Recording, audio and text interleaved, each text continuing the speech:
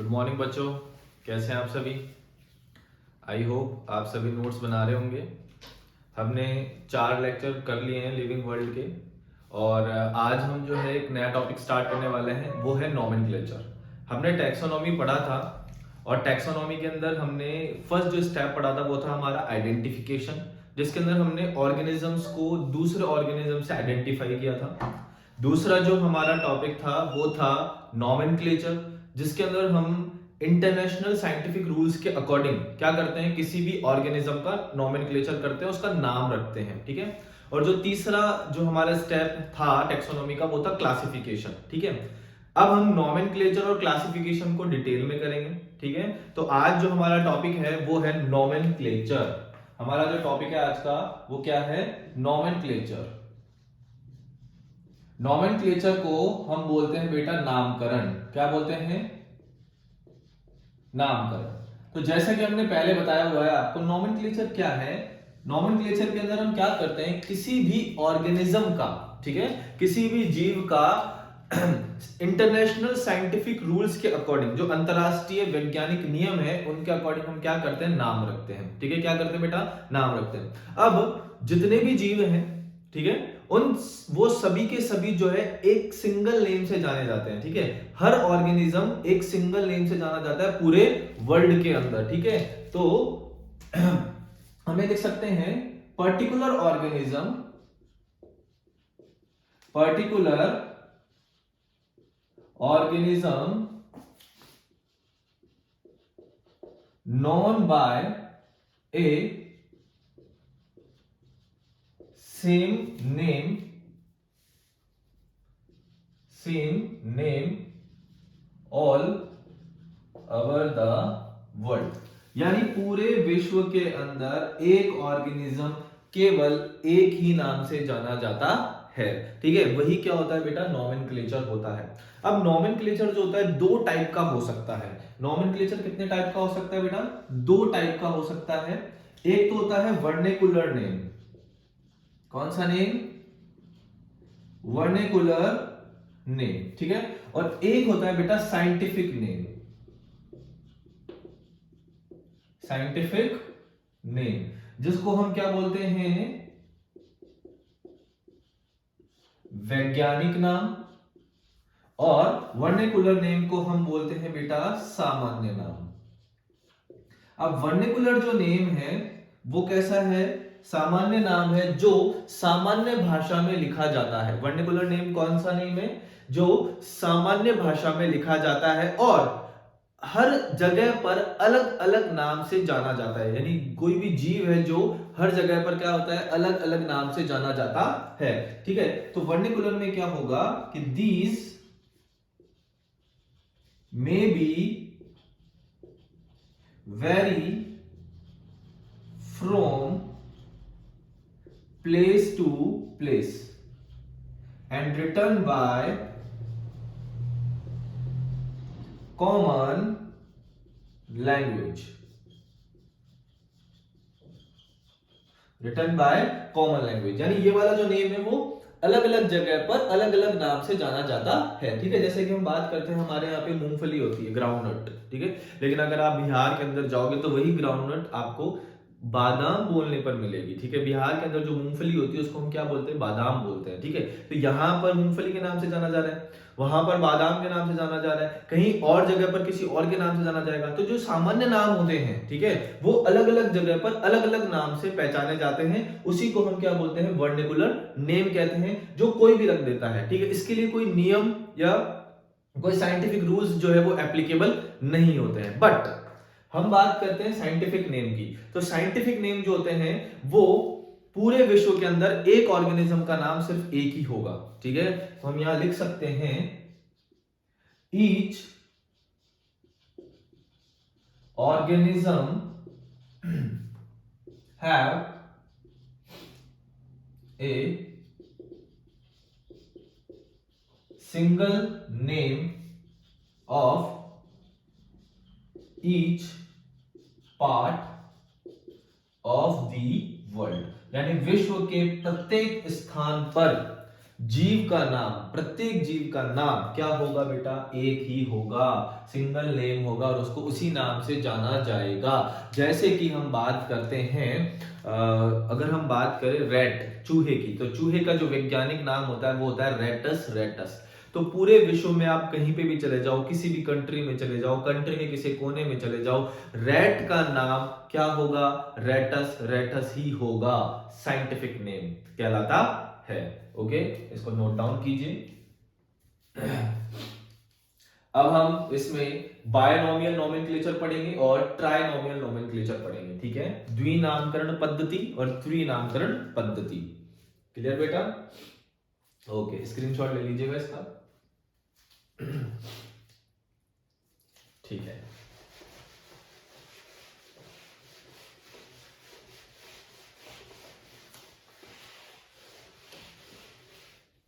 अब हम पढ़ रहे हैं बायनोमियल नोमेनक्लेचर। बायनोमियल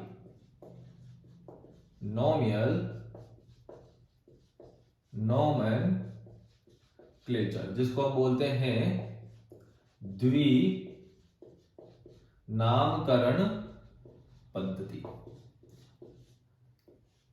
द्विनामकरण पद्धति को प्रतिपादित किया था बेटा गैस्पर्ड बाहिन ने, ठीक है,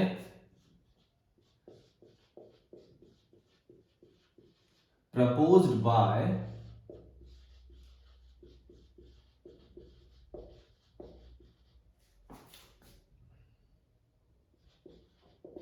बाहिन। किसने प्रपोज किया था? गैस्पर्ड बाहिन ने प्रपोज किया था। ओके, इसको सर्वप्रथम यूज किया था बेटा कैरोलस लीनियस ने, ठीक है। इस द्विनामकरण पद्धति को सर्वप्रथम यूज किसने किया था? कैरोलस लीनियस ने। तो हम लिख सकते हैं first used by Carolus Linnaeus. सबसे पहले इसको किसने यूज किया था? कैरोलस लीनियस ने, और प्रपोज किया था गैस्पर्ड बाहिन ने। It's that clear? ओके, तो फिर फाउंडर ऑफ बायनोमियल नोमेनक्लेचर कौन है? फाउंडर ऑफ बायनोमियल नोमेनक्लेचर, तो फाउंडर ऑफ बायनोमियल नोमेनक्लेचर के नाम से जाना जाता है कैरोलस लीनियस को। कैरोलस लीनियस जो है वो कौन है? Founder of binomial nomenclature. तो प्रपोज किया था गैस्पर्ड बाहिन ने, इसको सर्वप्रथम यूज किया था कैरोलस लीनियस ने, इसलिए कैरोलस लीनियस को बायनोमियल नोमेनक्लेचर का फाउंडर भी कहा जाता है। It's that clear? ओके, अब कैरोलस लीनियस ने प्लांट के जितने भी साइंटिफिक नेम थे वो एक पुस्तक में प्रकाशित किए, ठीक है, जिसका नाम था स्पीसीज प्लांटेरम। ओके, और एनिमल के जितने भी साइंटिफिक नेम थे एक पुस्तक में प्रकाशित किए जिसका नाम था सिस्टेमा नेचुरी। ओके, तो हम यहां लिखेंगे Carolus Linnaeus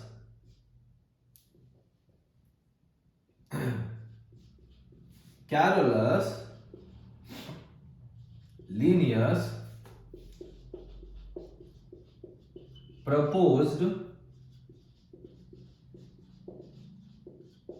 scientific name of plant in his book, यानी उन्होंने पादप के वैज्ञानिक नाम अपनी पुस्तक में प्रकाशित किए और उस पुस्तक का नाम था बेटा स्पीसीज प्लांटेरम। क्या नाम था?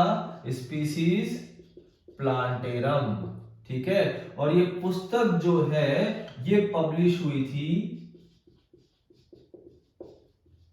पब्लिश्ड ऑन 1 मई 1753, यानी 1 मई 1753 को प्रकाशित हुई, ठीक है। तो कैरोलस लीनियस ने अपने जितने भी प्लांट के साइंटिफिक नेम थे वो अपनी पुस्तक में प्रकाशित किए थे। उस पुस्तक का नाम क्या था? स्पीसीज प्लांटेरम, और स्पीसीज प्लांटेरम को पब्लिश किया गया 1 मई 1753 को। तो 1 मई 1753 से पहले जितने भी पादपों के वैज्ञानिक नाम थे सबको अमान्य कर दिया गया। ओके नेक्स्ट, अब कैरोलस लीनियस ने जितने भी एनिमल्स के नेम थे, तो Carolus proposed scientific name of animal in his book. तो एनिमल के जितने भी साइंटिफिक नेम थे उन्होंने प्रकाशित किए थे सिस्टेमा नेचुरी में। किसमें प्रकाशित किए थे? सिस्टेमा नेचुरी में। और सिस्टेमा नेचुरी को पब्लिश किया गया, तो पब्लिश्ड ऑन 1 अगस्त 1758, 1 अगस्त 1758 में प्रकाशित किया गया। ओके, तो द्विनामकरण पद्धति को प्रतिपादित किया था गैस्पर्ड बाहिन ने। इसको सर्वप्रथम उपयोग किया था कैरोलस लीनियस ने, इसलिए कैरोलस लीनियस को फाउंडर ऑफ बायनोमियल नोमेनक्लेचर भी कहा जाता है। कैरोलस लीनियस ने पादप के जितने भी वैज्ञानिक नाम थे उन्होंने अपनी पुस्तक में प्रकाशित किए, जो 1 मई 1753 को प्रकाशित हुई, और उसका नाम था स्पीसीज प्लांटेरम। और जंतुओं के जितने भी वैज्ञानिक नाम थे उन्होंने अपनी पुस्तक में प्रकाशित किए, जिसका नाम था सिस्टेमा नेचुरी, और उसको पब्लिश किया गया 1 अगस्त 1758 को। It's that clear? Note down कीजिए, स्क्रीनशॉट लीजिए।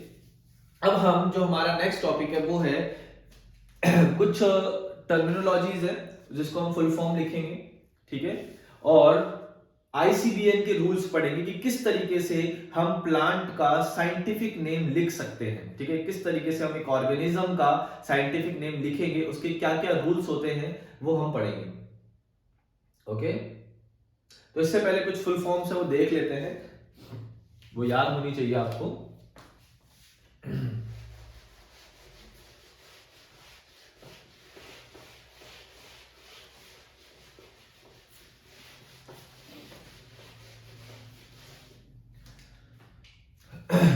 देखो, जो पहली फुल फॉर्म बेटा वो है आईसीबीएन। आईसीबीएन को हम बोलते हैं इंटरनेशनल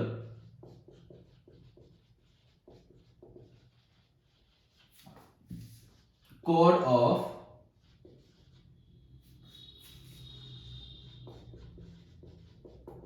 बॉटेनिकल नोमेनक्लेचर, ठीक है, यानी पादपों के जो वैज्ञानिक नाम है, ठीक है, पादपों के जितने भी वैज्ञानिक नाम है वो सब किसके अंतर्गत रखे गए हैं? आईसीबीएन के अंतर्गत रखे गए हैं। और आईसीबीएन को एक्सेप्ट किया था 1961 में। तो फर्स्ट एक्सेप्टेड इन 1961 में, ठीक है, 1961 के अंदर इसको, इस संस्था को एक्सेप्ट कर लिया गया था। ओके, नेक्स्ट जो है हमारा वो है ICZN। ICZN इसका फुल फॉर्म होता है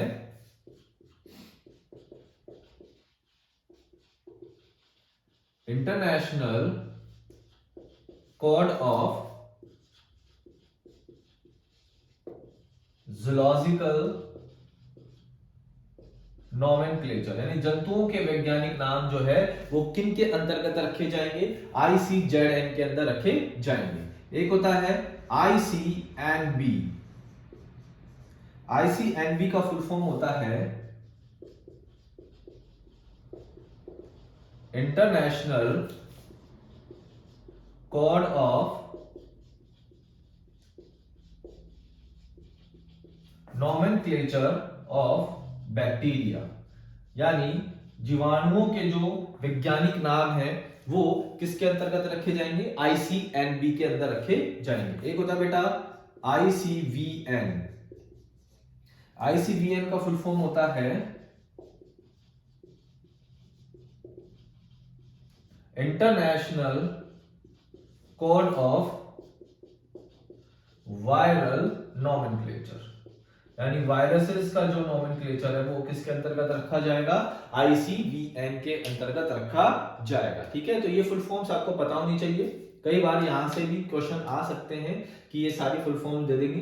ठीक है, और बताएंगे कि इसकी फुल फॉर्म क्या है, या कोई गलत फुल फॉर्म लिख देंगे तो आपको बताना पड़ेगा राइट फुल फॉर्म। ओके, तो ICBN international code of botanical nomenclature which is first accepted in 1961, ICZN international code of zoological nomenclature, ICNB international code of nomenclature of bacteria, ICBN international code of viral nomenclature. Okay, screenshot लीजिए। इसके बाद अब हम पढ़ेंगे ICBN के rules क्या हैं, कि कौन कौन से रूल्स हैं जिसके अकॉर्डिंग या जिसको आधार मानकर हम बॉटनिकल नोमेनक्लेचर कर सकते हैं। Clear? Okay,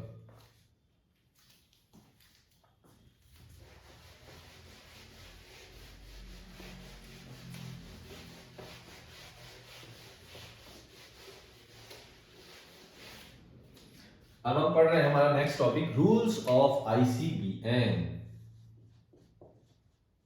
rules of ICBN। Okay, तो बेटा जो हमारा फर्स्ट रूल है ICBN का फर्स्ट रूल ये कहता है कि किसी भी स्पीसीज का जो नेम है वो दो शब्दों से मिलकर बना हुआ है, इसलिए हम क्या बोलते हैं, बायोनोमियल नोमेनक्लेचर, यानी द्विनामकरण पद्धति। यानी किसी भी जीव का जो नाम है वो कितने शब्दों में लिखा जाना चाहिए, दो शब्दों में लिखा जाना चाहिए। ठीक है, तो हम यहाँ पे फर्स्ट रूल जो है हमारा ICBN का वो क्या कहता है कि स्पीसीज नेम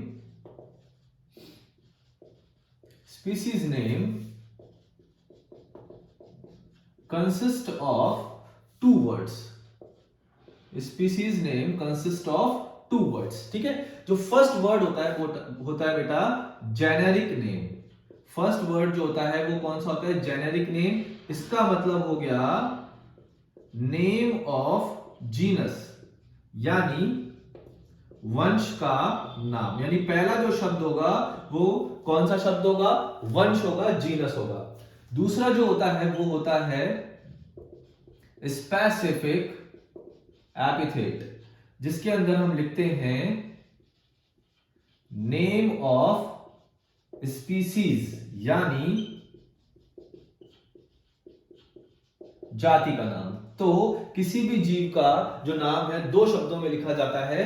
पहला शब्द तो होता है वंश का नाम, दूसरा जो शब्द होता है बेटा वो होता है जाति का नाम। ठीक है, फॉर एग्जाम्पल हम यहां पर मैंगो का साइंटिफिक नेम लिखते हैं, और मैंगो का जो साइंटिफिक नेम होता है वो होता है बेटा मैंजीफेरा इंडिका। ठीक है, तो हमने मैंगो का जो नेम है वो दो शब्दों में लिखा है, मैंजीफेरा इंडिका। अब मैंजीफेरा क्या है, मैंजीफेरा है बेटा जीनस, ओके, और इंडिका क्या है, यहां पर इंडिका है बेटा स्पीसीज। ओके, तो मैंजीफेरा तो है वंश और इंडिका क्या हो गई, जाति। It's that clear? तो हमारा पहला रूल यही है कि जाति का नाम या किसी भी ऑर्गेनिज्म का नाम या किसी प्लांट का नाम दो शब्दों में लिखा जाना चाहिए। पहला शब्द जेनेरिक, दूसरा शब्द होता है स्पेसिफिक, यानी जाति का नाम। ओके, हमारा जो दूसरा नियम है ICBN का वो क्या कहता है, ICBN का दूसरा नियम ये कहता है कि जितने भी साइंटिफिक नेम है वो लैटिन भाषा में लिखे जाने चाहिए। कौन सी भाषा में लिखे जाने चाहिए, लैटिन भाषा में, क्योंकि लैटिन भाषा जो है एक डेड लैंग्वेज होती है, मृत लैंग्वेज होती है, जिसमें कोई भी चेंजेस नहीं किया जा सकता। ओके, तो दूसरा नियम है scientific name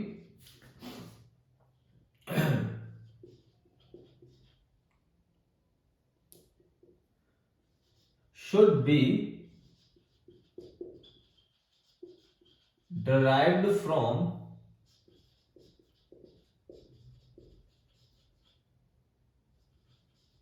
Latin language,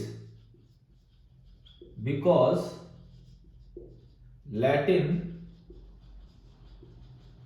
language is a dead language। Okay, तो दूसरा नियम क्या कहता है कि जितने भी वैज्ञानिक नाम हैं वो कौन सी भाषा में लिखे जाने चाहिए, वो लैटिन भाषा में लिखे जाने चाहिए, क्योंकि लैटिन भाषा कौन सी भाषा होती है बेटा, डेड लैंग्वेज होती है, जिसके अंदर आसानी से कोई भी चेंजेस नहीं किए जा सकते हैं। क्लियर? ओके, अब हम पढ़ते हैं ICBN का थर्ड रूल। ओके, ICBN का थर्ड रूल ये कहता है कि टोटोनिम जो होता है वो वैलिड नहीं होता है। ठीक है, according to ICBN tautonym not valid. ठीक है, टोटोनिम जो होता है वो आईसीबीएन के अकॉर्डिंग वैलिड नहीं होता है। अब टोटोनिम क्या होता है? टोटोनिम का होता है बेटा नेम ऑफ जीनस, ठीक है, एंड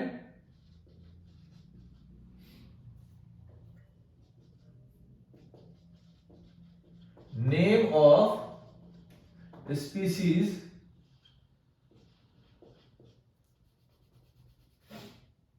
इज सेम। ठीक है, टोटोनिम का मतलब क्या हो गया कि वंश का नाम और जाति का नाम क्या है? सेम है, वही क्या होता है? टोटोनिम। बट आईसीबीएन उसको वैलिड नहीं मानता है। जैसे कि हम एग्जांपल के थ्रू देख सकते हैं, अगर हम इसको ऐसे लिखें, मैंजीफेरा मैंजीफेरा, यानी स्पीसीज का नाम भी क्या है? मैंजीफेरा, और वंश का नाम भी क्या है? मैंजीफेरा। तो ये वैलिड नहीं है, not valid according to ICBN. But ICZN जो है इसको वैलिडिटी प्रोवाइड करवाता है। हम ये लिख सकते हैं यहां पे, tautonym is valid, tautonym is valid in ICZN, यानी international code of zoological nomenclature tautonym को मान्यता प्रदान करता है। फॉर एग्जांपल, अगर हम कोबरा का साइंटिफिक नेम देखें तो कोबरा का साइंटिफिक नेम जो है वो होता है नाजा नाजा। ठीक है, कोबरा का साइंटिफिक नेम क्या होता है? नाजा नाजा। यानी स्पीसीज का नेम और सॉरी जीनस का नेम एंड स्पीसीज का नेम क्या है? सेम है। ठीक है, अगर हम रैट की बात कर लें तो रैट का वैज्ञानिक नाम होता है रेटस रेटस। यहां पर भी क्या है? स्पीसीज का नेम और जीनस का नेम क्या है? समान है। तो आईसीजेडएन इसको वैलिडिटी प्रोवाइड करवाता है, यानी टोटोनिम को मान्यता प्रदान करता है, और आईसीबीएन जो है मान्यता प्रदान नहीं करता है। ओके, तो ये हो गया तीसरा रूल आईसीबीएन का। ओके, चौथा रूल क्या कहता है?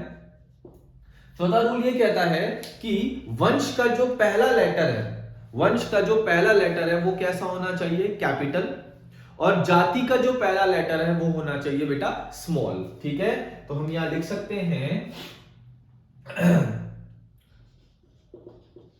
First letter of generic name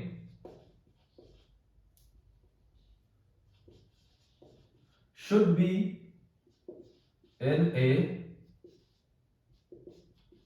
capital and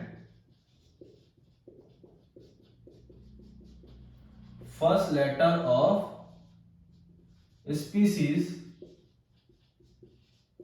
should be in a small। ठीक है, यानी वंश का जो पहला अक्षर है वो क्या होना चाहिए?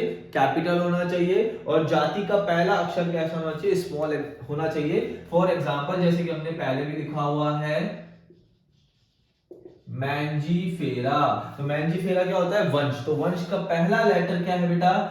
कैपिटल है, बाकी सारे लेटर कैसे हैं? स्मॉल है। और इंडिका, ठीक है, और स्पीसीज का पहला लेटर हमने क्या लिखा है? स्मॉल लिखा है, बाकी सारे लेटर भी स्मॉल होंगे, ऑब्वियसली बात है। ठीक है, तो वंश का पहला लेटर कैपिटल और जाति का पहला लेटर कैसा होना चाहिए? स्मॉल होना चाहिए, और यही एक सही नामकरण है। अगर आपने ऐसे लिख दिया इसे मैंजीफेरा इंडिका, तो बेटा ये जो नामकरण है ये कैसा हो जाएगा? गलत हो जाएगा, क्योंकि यहां पर स्पीसीज का पहला लेटर हमने क्या लिख दिया है? कैपिटल लिख दिया है। ठीक है, तो ये नाम गलत है और ये नाम क्या है? सही है, according to ICBN rules. It's that clear? यहां तक समझ में आया? तो हमने अभी 4 रूल्स पढ़ लिए हैं, अभी और बाकी हैं। तो स्पीसीज का जो नाम है वो 2 शब्दों में लिखा जाता है। पहला शब्द जो है वो होता है वंश, दूसरा शब्द होता है जाति। ठीक है, सारे वैज्ञानिक नाम लैटिन भाषा में लिखे जाने चाहिए। टोटोनिम जो है वो आईसीबीएन के लिए वैलिड नहीं है, जबकि आईसीजेडएन के लिए वैलिड है। जीनस का फर्स्ट लेटर कैपिटल होना चाहिए और स्पीसीज का फर्स्ट लेटर कैसा होना चाहिए? स्मॉल होना चाहिए। ठीक है, ये 4 रूल्स हमने पढ़ लिए हैं। 5th रूल हम पढ़ने वाले हैं, स्क्रीनशॉट ले लीजिए। ओके, अब आईसीबीएन का जो 5th रूल है वो क्या कहता है? देखो,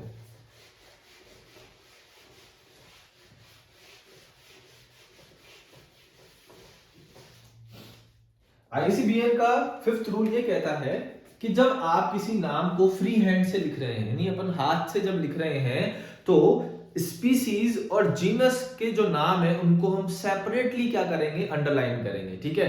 और जब हम इसको प्रिंट करवा रहे हैं तो नेम हमेशा कौन से फॉर्म में लिखे जाने चाहिए, इटैलिक फॉर्म में लिखे जाने चाहिए, ठीक है। तो रिटर्न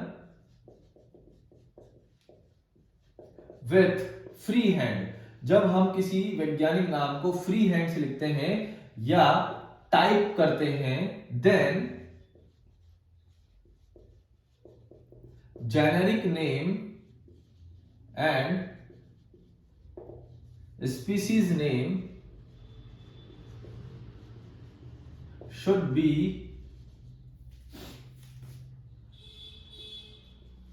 सेपरेटली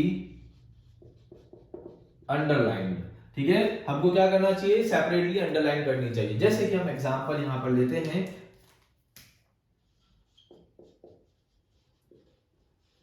मैंजीफेरा इंडिका, तो मैंजीफेरा इंडिका के नीचे अलग अंडरलाइन और मैंजीफेरा के नीचे अलग अंडरलाइन। तो जब हम हाथ से लिख रहे हैं या टाइप कर रहे हैं तो हमको मैंजीफेरा और इंडिका यानी जीनस और स्पीसीज के नीचे अलग अलग अंडरलाइन करनी है।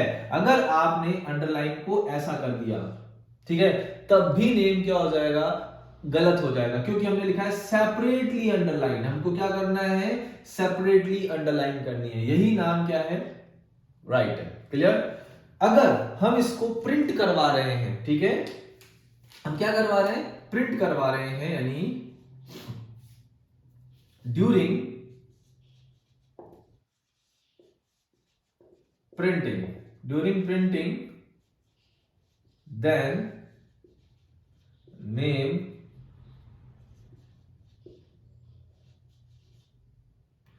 should be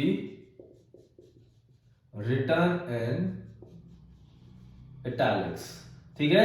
तो जब हम प्रिंट करवाते हैं नेम को, तब नेम कैसे होने चाहिए, इटैलिक फॉर्म में होने चाहिए। तो आप आपके एनसीईआरटी के अंदर जितने भी साइंटिफिक नेम देखेंगे वो तिरछे अक्षरों में आपको नजर आएंगे, तिरछे अक्षर यानी इटैलिक फॉर्म में आपको नजर आएंगे। It's that clear. तो ये हमारा 5वां रूल्स कंप्लीट होता है, ठीक है। 6th रूल जो है हमारा वो क्या है कि जिस नाम को किसी साइंटिस्ट ने प्रपोज किया है, ठीक है, जैसे कि मान लो कि मैंजीफेरा इंडिका जो नेम है वो किसने दिया, कैरोलस लीनियस ने दिया। तो यहां पर हम कैरोलस लीनियस का नाम भी मेंशन करेंगे, बट कैसे, कैरोलस लीनियस का जो नाम है हम सबसे पहले शॉर्ट वर्ड्स में लिखेंगे, ठीक है, संक्षिप्त फॉर्म में लिखेंगे। जैसे कैरोलस लीनियस का हम लिखेंगे लिन, ओके। जो नेम है साइंटिस्ट का उसको हमको कॉमन लैंग्वेज में लिखना है, लैटिन फॉर्म में नहीं लिखना है। दूसरा, हमको उसके नीचे अंडरलाइन नहीं करनी है, उसको सेपरेटली हम अंडरलाइन नहीं करेंगे, ठीक है। तो scientist name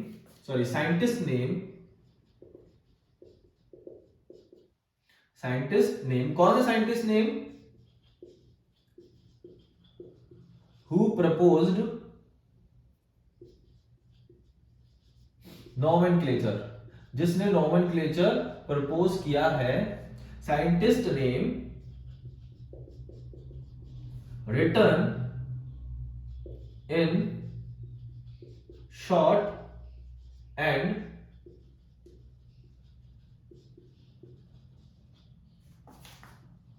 common language after species name, यानी जाति के नाम के बाद उसको शॉर्ट शब्दों के अंदर सामान्य भाषा में लिखा जाना चाहिए। फॉर एग्जाम्पल,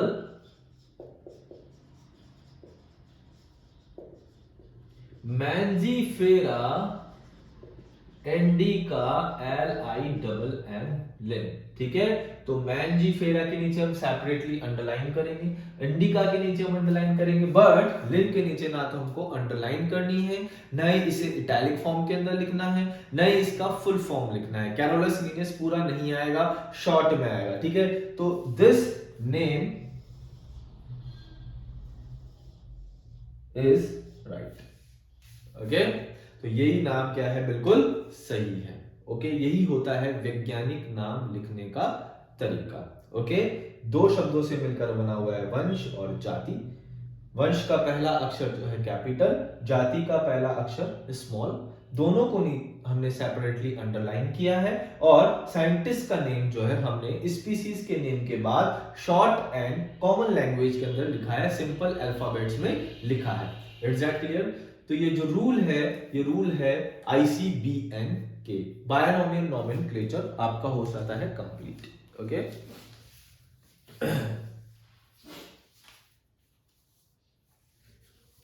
ठीक है। अब हम पढ़ने वाले हैं trinomial nomenclature.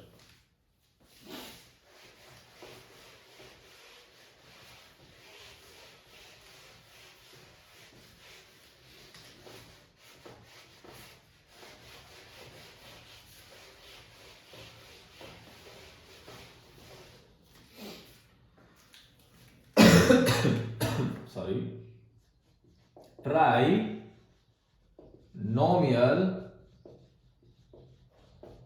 nomenclature. Trinomial nomenclature proposed by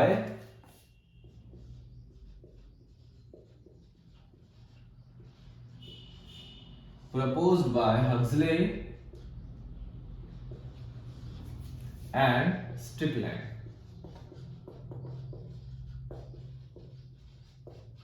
okay, Huxley और स्टिकलैंड ने इसको प्रतिपादित किया था। और उन्होंने क्या बोला कि किसी भी जीव के नाम के 3 शब्द होंगे, ठीक है, यानी 3 शब्दों में साइंटिफिक नेम लिखा जाएगा। तो हम यहां पे लिख सकते हैं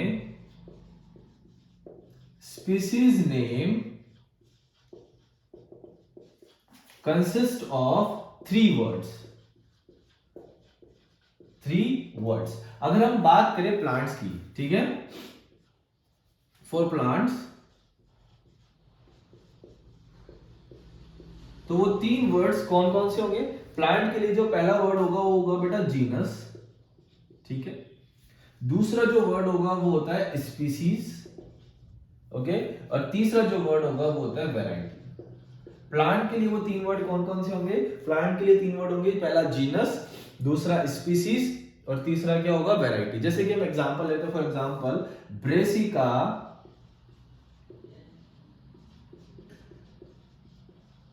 ओलिरेसिया कैपिटेटा, ये बेटा साइंटिफिक नेम है कैबिस का। किसका नेम है? कैबिस का, ठीक है। तीनों के नीचे हम सेपरेटली क्या करेंगे? अंडरलाइन करेंगे। जीनस का फर्स्ट लेटर हमने कैपिटल लिखा है, स्पीसीज का फर्स्ट लेटर स्मॉल है, वैरायटी का फर्स्ट लेटर स्मॉल है, ठीक है। तो ब्रेसिका क्या है? जीनस है, ओलिरेसिया क्या है? स्पीसीज है, और कैपिटेटा क्या हो गई बेटा? वैरायटी हो गई। It's that clear? तो प्लांट के लिए 3 वर्ड्स कौन कौन से हैं? Genus, species and variety.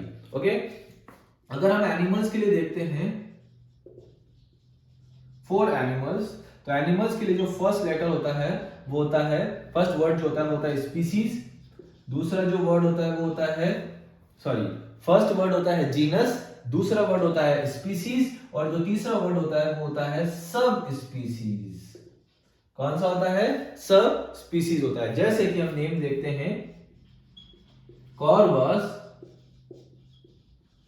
Splendens, स्प्लेंडस, ये होता है बेटा क्रो का साइंटिफिक नेम। किसका नेम होता है? क्रो का साइंटिफिक नेम। तो पहला लेटर, पहला जो वर्ड है वो क्या है? जीनस है, दूसरा जो वर्ड है वो क्या है? स्पीसीज है, तीसरा जो वर्ड है वो क्या है? सब स्पीसीज है, ठीक है। तो Corvus is genus, splendens is genus, splendens is subspecies. Okay, तो ये एनिमल के लिए। अगर हम बैक्टीरिया के लिए देखते हैं, फॉर बैक्टीरिया, तो बैक्टीरिया के लिए जो फर्स्ट वर्ड होता है वो होता है बेटा जीनस, सेकंड वर्ड जो होता है वो होता है स्पीसीज, और थर्ड जो वर्ड होता है वो होता है स्ट्रेन, ठीक है। क्या होता है? स्ट्रेन। स्ट्रेन को हम बोलते हैं प्रभेद। क्या बोलते हैं? प्रभेद। क्लियर बात है? कोई प्रॉब्लम? ठीक है। तो प्लांट के लिए जीनस, स्पीसीज, वैरायटी, एनिमल के लिए जीनस, स्पीसीज, सब स्पीसीज, और बैक्टीरिया के लिए जीनस, स्पीसीज और स्ट्रेन। ठीक है, तो इसको हम बोलेंगे ट्राइनोमियल नोमेनक्लेचर, यानी त्रिनामकरण पद्धति, यानी किसी भी नाम के कितने शब्द होंगे, 3 शब्द होंगे, जो हक्सले और स्ट्रिकलैंड ने प्रतिपादित किए थे। स्क्रीनशॉट ले लीजिए।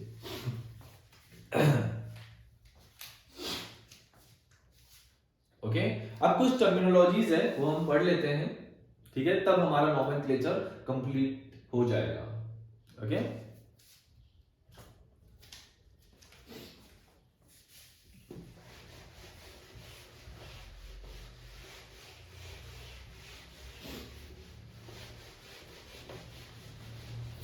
तो जो हमारा पहली जो टर्मिनोलॉजी वो है सिनोनिम।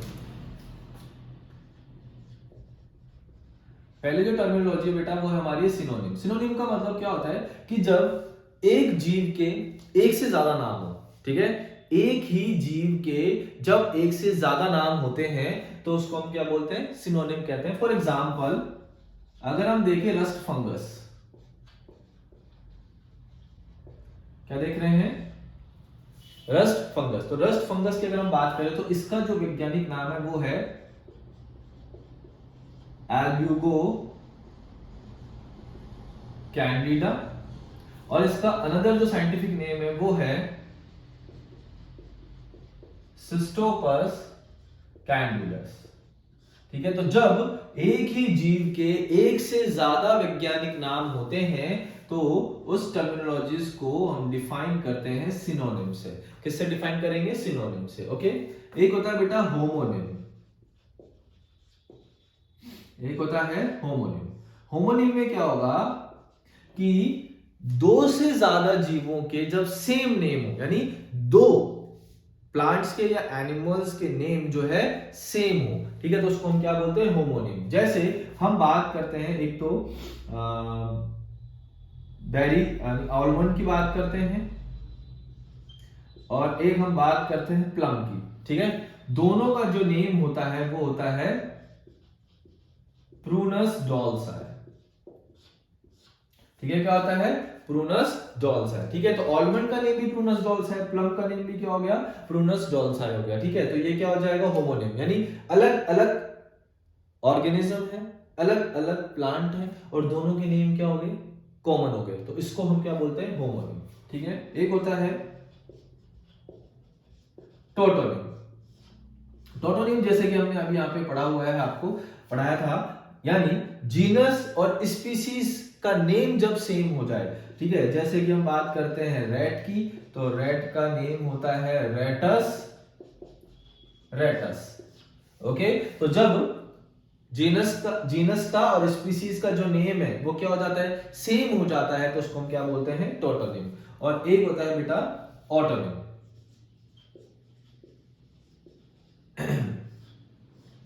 इसका मतलब होता है जब स्पीसीज का और सब स्पीसीज का नेम सेम हो जाए, जैसे होमो सेपियंस सेपियंस। ठीक है, ये ह्यूमन का साइंटिफिक नेम है, तो होमो जीनस हो गया, सेपियंस जो हो गया वो हो गया स्पीसीज, और सेपियंस हो गया सब स्पीसीज। तो स्पीसीज और सब स्पीसीज का जब नेम क्या हो जाए, स्पीसीज और सब स्पीसीज का जो नेम है वो सेम हो जाए, तो उसको हम बोलते हैं ऑटोनिम। तो जब एक जीव के एक से ज्यादा नेम हो तो सिनोनिम, जब 2 अलग अलग जीवों के सेम नेम हो तो होमोनिम, स्पीसीज और जीनस का नेम सेम हो तो टोटोनिम, ठीक है, और सब स्पीसीज और स्पीसीज का नेम सेम हो तो homonym, sorry autonym. Is that clear? Screenshot लीजिए।